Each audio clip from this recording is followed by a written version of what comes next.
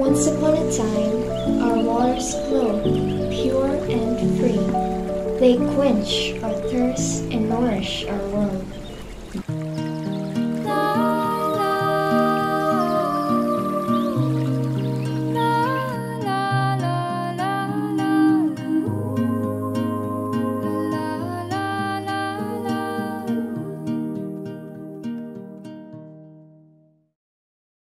But now, this harmony is at risk.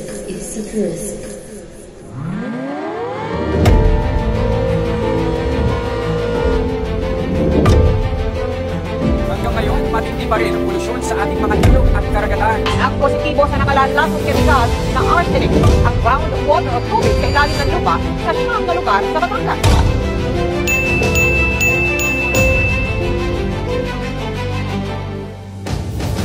Water pollution is a release of substance into the bodies of water that makes the water unsafe to human use and disrupt the ecosystem. Our waters are crying for help, drowning in plastic, poison by chemicals. More than 2 billion people worldwide lack access to safe water. Will you stand by and watch?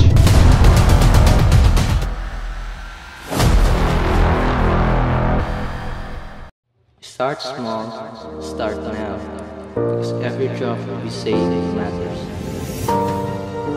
It doesn't have to end this way.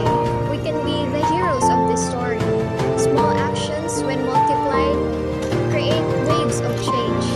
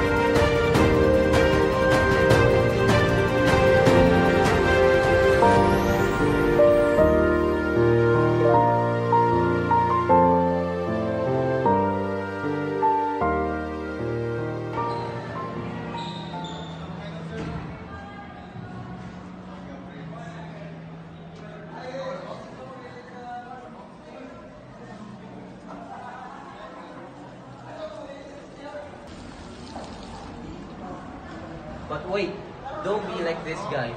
He wastes water like he owns the Pacific Ocean. Save water or the fish will swim. Join us in protecting the world's most precious resource. Act now, save water, save life.